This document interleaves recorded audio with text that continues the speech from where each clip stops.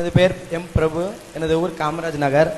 என்னோட கேள்வி என்னென்னா, இஸ்லாமில் ஏகப்பட்ட ரத்த தான முகாம்லாம் செய்கிறாங்க, அதை பற்றி விழிப்புணர்வுலாம் கொடுக்குறாங்க. அதை நான் வரவேற்கிறேன். இதை பற்றி உடல் தானத்தை பற்றி எந்த ஒரு விழிப்புணர்வு கொடுக்கல.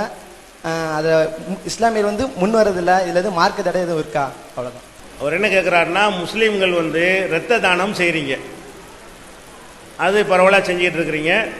உடல் தானம், உடலையே தானம் செய்வது இஸ்லாத்தில் உண்டா, அப்படி செய்கிறீங்களான்னு கேட்குறாங்க.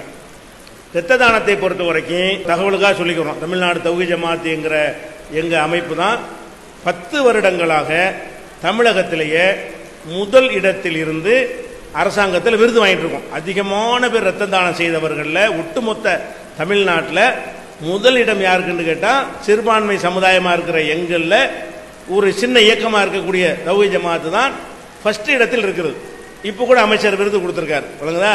அது மாதிரியான ஆண்டுதோறும் நாங்கள் தான் அந்த விருதுகளை வாங்கி கொண்டிருக்கிறோம், முதல் இடத்தில் இருக்கிறோம். அதிகமாக எங்கே பார்த்தாலும் ரத்த தான முகாம்கள் நடத்தி கொண்டிருக்கிறோம்.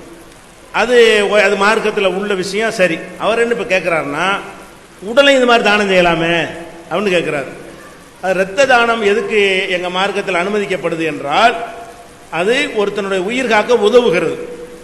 இந்த ரத்தத்தை நம்ம கொடுத்தோம்னு சொன்னால், இந்த ரத்தம் அழிஞ்சு போயிடும், அவன்கிட்ட இருக்க போகிறதில்ல.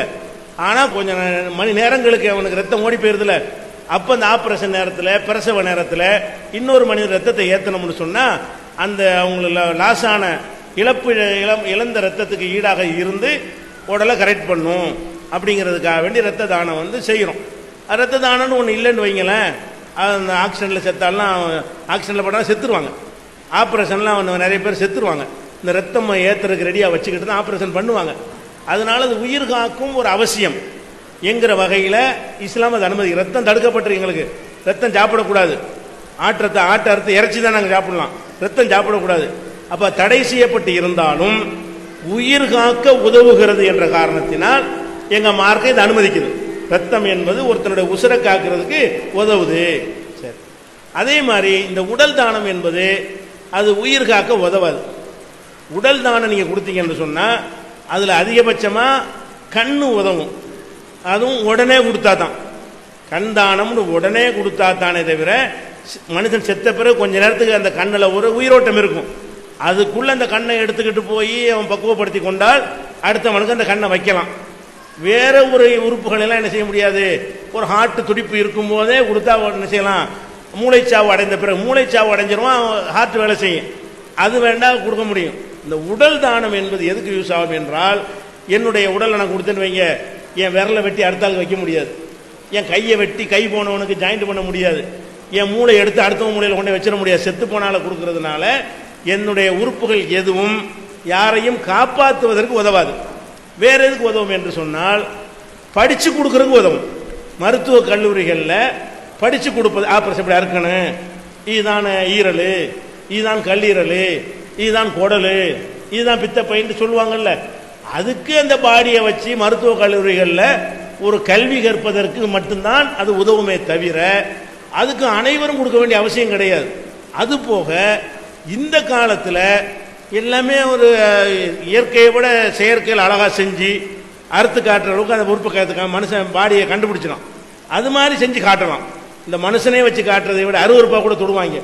இது அப்படி இல்லாமல் அதே மாதிரி உறுப்புகளை செய்து இதான் குடலை இதான் கல்லீரல்னு காட்டி படித்து கொடுக்க தான் செய்கிறான். அந்த படிப்பு மண்டையில் ஏறாமையெல்லாம் இல்லை. அதை படிச்சுட்டு வந்த டாக்டர் தான் ஜாஸ்தியாக இருக்கிறாங்க. இந்த மனுஷன் பாடியை பார்த்து படிச்சுட்டு இருந்தவங்களை விட மாதிரி பாடிகளை வைத்து படிச்சுட்டு வந்தவங்க தான் ஜாஸ்தியாக இருக்கிறாங்க. அப்போ படிப்புக்கும் பெருசாகவும் இது உதவாது. திராவகத்தில் போட்டு வச்சு அந்த காலத்து மனுஷன் இப்படி இருந்தான்னு ஒரு காட்சிக்கு காட்ட உதவுமே தவிர, பெருசாக அதில் உடல் தானத்தில் பெரிய ஒரு சமூகத்துக்கு நன்மை ஒன்றும் கிடையாது. நன்மை அவசியம் என்று இருந்தால் எங்கள் மார்க்கத்தில் தடை செய்யப்பட்டது கூட அனுமதிக்கப்பட்டுரும். இதில் ஒரு நன்மையும் கிடையாது. அப்படிங்கிறதுனால கொடுக்குறவங்க கொடுத்துட்டு போகிறாங்க, நம்ம யாரும் கொடுக்க அவசியம் இல்லை, நீங்கள் அடக்கம் பண்ணுங்க, ஒவ்வொரு மனிதனும் செய்ய வேண்டிய இறுதி சடங்குகளை செய்யுங்கன்னு நாங்கள் சொல்லிட்டு இருக்கிறோம். அது தேவைதான். அதனால தான் பெரிய நாட்டுக்கு நன்மை இருக்குது என்று சொன்னால், எங்கள் மார்க்கம் என்ன சொல்லும் என்றால், நிர்பந்தம் ஏற்பட்டால் தடை செய்யப்பட்டதும் அனுமதிக்கப்படும். இதில் ஒரு நிர்பந்தமும் கிடையாது. எதில் உடல் தானம் செய்ய என்ன அவசியம்? ஒருத்தருமே உடல் தானம் செய்யாவிட்டால் இப்போ என்ன ஏற்படும்? ஒருத்தரும் ரத்த தானம் செய்யாவிட்டால் என்ன ஏற்படும்? நிறைய பேர் செத்து போயிடுவாங்க. ஒருத்தருமே உடல் தானம் செய்யாட்ட என்ன ஏற்படும்? ஒன்றும் ஏற்படாது. அப்போ சில நாலேஜுகளுக்கு உதவுதுங்கிறதுக்காக வேண்டிதான் அதை அவங்க சொல்கிறாங்களே தவிர அது பெரிய அளவுக்கு நிர்பந்த நிலை இல்லை. நிர்பந்த நிலை இல்லாதனால நீங்கள் ஒருத்தர் உடல் தானம் செய்யுங்க நாங்கள் சொல்கிறது இல்லை, எங்கள் மார்க்கும் சொல்லாது.